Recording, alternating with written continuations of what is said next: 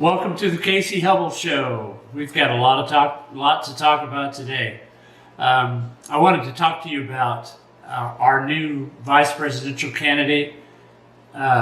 First off, on the Democratic ticket, Governor Tim Walz, or as some are referring to, Tim A. Walz. I looked into this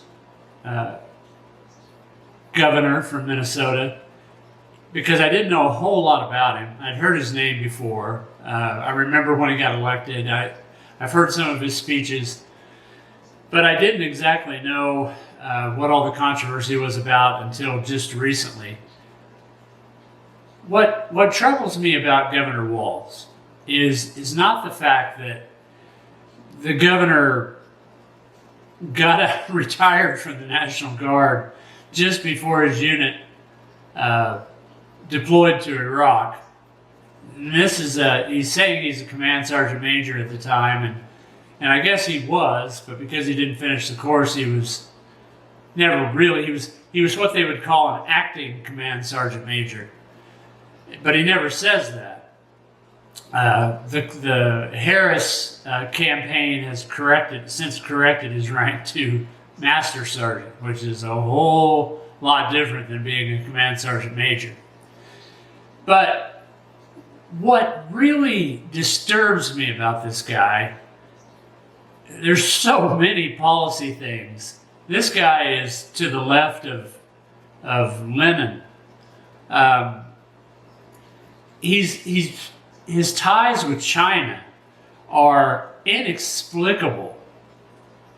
The guy has an obsession with China, communist China. And what's unbelievable to me is the man got married in Tiananmen Square. The man got married in Tiananmen Square. I shouldn't have to say any more than that. I mean, once I heard that, I thought, there's something seriously wrong here. And I think it hasn't made as much of an impact now because the Chinese have done such a good job of kind of glossing over Tiananmen Square. The Chinese admit people were killed there, but the Chinese estimates are way, way below estimates of the Americans and British. For one thing, the square can hold, and the Chinese boast of this themselves. The square itself is in front of the Forbidden City in Beijing. It can hold up to 1 million people, and it was packed with demonstrators on that day back in 1989. The demonstration lasted for 3 months, May to June, June to July, about 2 months, sorry. What happened in Tiananmen Square was the Chinese demonstrated for freedom. It started with students who wanted reforms, who really wanted to be rid of communism. And after a few weeks, the demonstration had swelled to the point where the entire square was occupied. So we don't know how many tens of thousands of people were there. But they brought in what they call the Goddess of Freedom. It's a replica that they made of the Statue of Liberty. And it was in the center of the demonstration. And they were chanting for democracy. There were actually leaders of the demonstration that were in contact with the Chinese Politburo, the Chinese Communist leadership. And the Chinese Communist leadership was split. There were moderates who wanted to talk with the demonstrators and maybe discuss some reforms. And there were hardliners who wanted to crush the demonstration. So what eventually happened was the hardliners decided to simply do away with the moderates and had them arrested Many of them were shot and killed.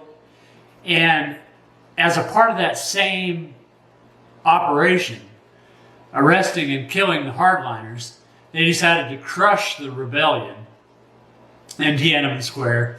And they did it at night, late at night, because all the press had gone to bed, all the cameras were off, all the people were asleep. But the Tiananmen Square protesters were still there, a lot of them staying in little tents, and it looked like a giant California homeless shelter there. But what the Chinese did was the Chinese sent in an armored division to crush, and I mean literally crush, the demonstrators.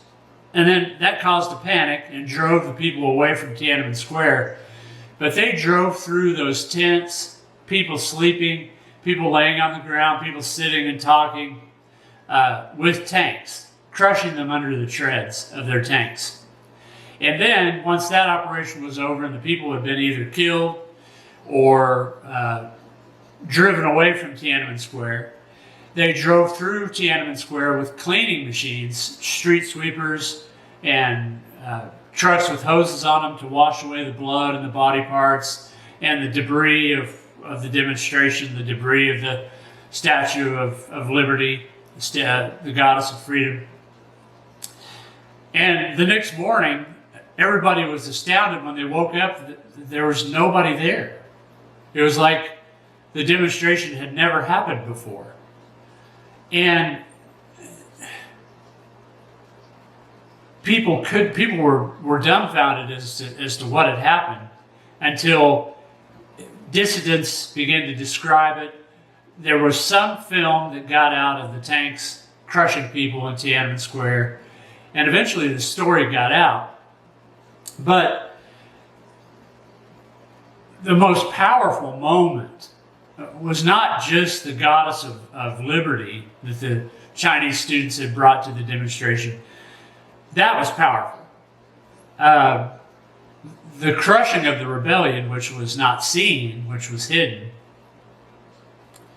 was horrible and a powerful moment in history. But what was most powerful was the man we call Tank Man. The very next morning, the Chinese People's Liberation Army, I've always thought that was funny, People's Liberation Army, they have an army that oppresses the people and makes sure they stay in line, and they call it the People's Liberation Army. China's something else. But the next day, the Chinese decided to drive a convoy of armored vehicles through Tiananmen Square as a warning to not come back. They had main battle tanks and armored personnel carriers. It was an armored column that was going straight down the main boulevard, lined with hotels, and that's what got them, because somebody from the press filmed the incident that was to follow. A man, just an ordinary man, out to get some groceries, saw the tanks coming toward Tiananmen Square. And he ran out in front of the tanks and stopped an armored column, knowing that very same Chinese armored division had crushed people the day before, or the night before, pardon me. This guy ran in front of an armored column. How many of us would do that? How many Americans do you think would do that? Now, you've got plenty of American college students that'll go out and demonstrate for a terrorist group like Hamas, but I don't know how many of them would stand in front of a tank or an armored column. But Tank Man, which is his nickname because nobody knows his name, did. And he held up an armored column for several minutes. And finally, the Chinese didn't know what to do because this was in broad daylight. This was in front of the TV cameras. And eventually what happened was Tank Man jumped up on top of the tank And he could be heard by onlookers as saying, "Get out of my city. Get out of our city. You don't belong here. Get out of here. Leave us." Begging them to leave, begging them to stop, begging them not to do the bidding of the Chinese Communist government that Governor Walz admires so much. Anyway, he got up on top of the tank, then he jumped off the tank. The tank tried to speed around him. Tank man ran around the front and got in front of the tank again and stopped it again. And it was apparent that this tank column wasn't going anywhere as long as this one man, and I think it's important to note, nobody joined him. People were way too afraid based on what had happened that night to join him and stand in front of that tank. But he did, all by himself, all alone, held up that armored column. And eventually, the Chinese government says, a group of onlookers ran out there and grabbed him and hustled him off the main street so the armored column could proceed. We know that's a lie, but the whole Chinese government is a lie, the mainland Chinese government. We've never seen Tank Man again. We don't know his name. He disappeared. Apparently those mysterious onlookers were not just onlookers. And most people feel those were agents of the People's Liberation Army that got him out of the way of that tank. But an American journalist filmed it all. And he took the film, he knew what was going to happen. He was a smart guy. Took the film, put it in a canister, put it in his toilet tank. And Chinese Secret Service, or whatever you want to call them, Chinese intelligence, rushed through every one of those hotel rooms, meticulously searching each one to see if there was any footage, pictures, film, anything that would have recorded that event. And the guy that recorded it put a fresh roll of film in his camera. So when they opened up his camera, he goes, yeah, here's my camera. They opened up his camera, they saw the film, they pulled it out, they looked at it, it was blank, they gave him his camera back, they left. He smuggled the footage of Tank Man out on a flight just a day later, 2 days later, if I remember right. The point is, you have a major party candidate, this Governor Walz, that worships this event, that had his marriage there, that held his honeymoon there, took his students there, not saying this was the spot of a tragic, horrific massacre, but that this is a spot to be celebrated. The fact that this man has been to China 30 times, the fact that he had his honeymoon and his wedding on the anniversary of Tiananmen Square is all we need to know about Governor Walz. There is no way this guy should be serving as a governor. There's no way he should be a heartbeat away from the presidency. This man worships Communist China and the People's Liberation Army. And he did things as governor that are very similar to what the Chinese would do to their citizens, establishing this tattletale line for anybody violating COVID restrictions. That sounds awful PLA to me. But there's a whole lot more we could get into with Governor Walz's policies. But he lied about his rank. He lied about being in combat. And the man worships a spot where thousands upon thousands of people lost their lives in support, in protesting for freedom. A massacre is where you hold, the site of a massacre is where you hold your wedding and your anniversary. That's all you need to know about Master Sergeant Walz. I would love to see an enlisted U.S. Army veteran achieve what he has achieved, but not Tim Walz. I cannot condemn in any stronger terms this man. He gets away with it in the media because most Americans don't remember Tiananmen Square. Most Americans don't. If you ask the average American, what do you know about Tiananmen Square? Most of them wouldn't even know where it is. If you ask them about Tank Man, most of them wouldn't know who that is. The Republicans need to bring that up and point out this is a man that admires the Chinese People's Liberation Army for massacring people at Tiananmen Square. Now, just think about what we face. And I don't think Kamala Harris, I don't think Kamala Harris and Tim Walz can win. But there's always the possibility that something bizarre happens, like hundreds of thousands of votes magically appear. There's always a chance.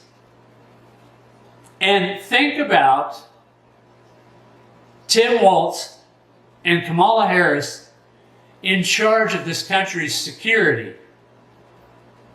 when the world is on the brink of war. And most Americans don't know that, and I think we don't know.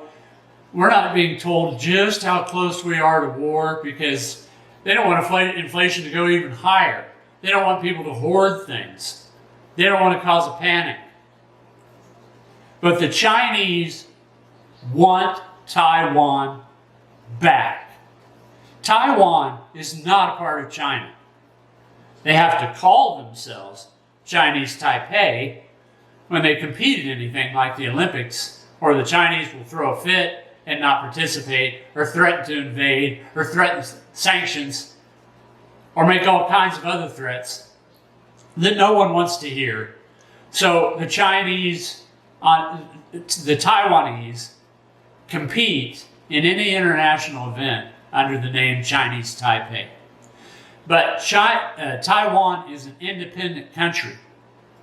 And anybody who treats it that way is punished by the PLA, and they start threatening all kinds of things.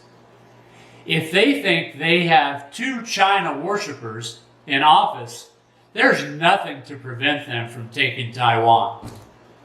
I think the election of Kamala Harris and the election of Governor Tim Walz brings the world to the very brink of world war. We have Ukraine. These people are giving Ukraine all kinds of weaponry to attack deep into Russia now. And Vladimir Putin has inferred several times that nuclear weapons may not be off the table. We are on the verge of a possible nuclear exchange in Europe because of the policies of these morons that are in the White House. And that means Kamala Harris. George Washington warned us in his farewell address to the nation to stay out of the affairs of Europe. NATO and its strings that are attached is bad enough, let alone funding, sending advisors, advanced weapons to Ukraine, purposely antagonizing Russia, blowing up the Nord Stream pipeline, all those things. That, I think war is a national pastime in Europe, second only to soccer. These people can't stop killing each other, and we're right in the middle of it. And the more of these advanced weapons that we give Ukraine, the more that war goes on, and I thoroughly believe in my heart Donald Trump could stop it. I think he could stop it within 6 months. He said in a day. Maybe he can.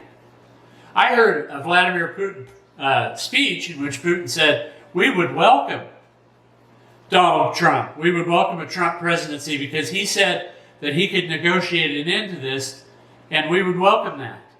Have you ever heard Putin say anything like that about Kamala Harris or Joe Biden? It's because he respects strength and honesty. And he respects the fact that Trump wants to stay out of these foreign entanglements like George Washington told us to. And then you've got these nuts and their policy toward Iran. October 7th would have never happened with Donald Trump in office. I promise you that. The Iranians were scared to death of Trump. He had the Iranians under control. He had the region in peace. Everybody was about ready to sign a peace accord. And then he lost the election. And when he lost the election, the Iranians were given billions of dollars. Given billions of dollars by the Biden administration. But they can't use it for military or terrorist type uses. That's like my mom and dad telling me when I'm 10 years old, here's $10, but you can't use it for candy. So the $10 I've saved up all year, I can go use for candy now because I've got another $10 in case I need anything else. It's ridiculous. Everybody knows it. They know it, but they keep trumpeting it. They are the direct reason why Iran feels so emboldened in that area. The Saudi government has said, if the Iranians get a nuclear weapon, we will have to get one too. The Biden administration, Kamala, now it's I don't even know where Joe Biden is really. But now it's the Kamala Harris administration, really, has presided over the Iranians being on the brink. That's what they keep saying. They're on the brink of acquiring a nuclear weapon.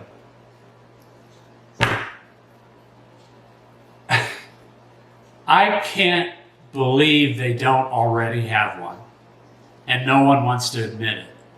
They've been on the brink for 30 years, if you listen to official communiques coming out of the Pentagon. Now, how's that dangerous? The Iranians will use them. The Iranians have said they'll use them. The Iranians have said they want to turn Israel into a lake of fire. Israel can't take that risk. So what can Israel do to Iran? Israel has nuclear weapons. Israel has sophisticated ballistic missile submarines, excuse me, that they bought from Germany of all places. Those ballistic missile submarines can deliver nuclear-tipped ballistic missiles. So if you're Israel and you've gone through the Holocaust and you've gone through war for the past year where people are telling you, we want to wipe you out, we want to drive you into the sea, from the river to the sea, you've got the Iranians who have said they want to turn Israel into a lake of fire. And our weakness, our lack of leadership, our lack of any kind of resolve toward Iran is encouraging this. So you may face another war in the Middle East. If these guys are reelected, if Kamala Harris is reelected, we stand a real chance of war in Asia over Taiwan. We stand a real chance of war in Europe over Ukraine. We stand a real chance of war across the globe, and especially in the Middle East. We are in serious trouble without strong, assertive, forceful leadership, and Trump has a record of that. All these people respect him. The Iranians hate him. But all the other tin pot dictators involved in this drama respect the man because he's used force judiciously and prudently, and he's used the threat of force in an exceptionally brilliant way. We cannot afford, our children cannot afford, a Kamala Harris, Tim A. Walz regime in power for 4 more years. Tim A. Walz is a traitor to this country. Tim A. Walz is an admirer of Communist China. And he's also, I say that in the light of his stolen valor as well. To me, that makes me sick at my stomach. I served in Ronald Reagan's army, and we were so proud that we stood against communists, and the world knew that they were safe while we were on watch. The world does not know that anymore. The world is in chaos because of Kamala Harris, Joe Biden, and people like Tim A. Walz. Thank you. See you on the next one.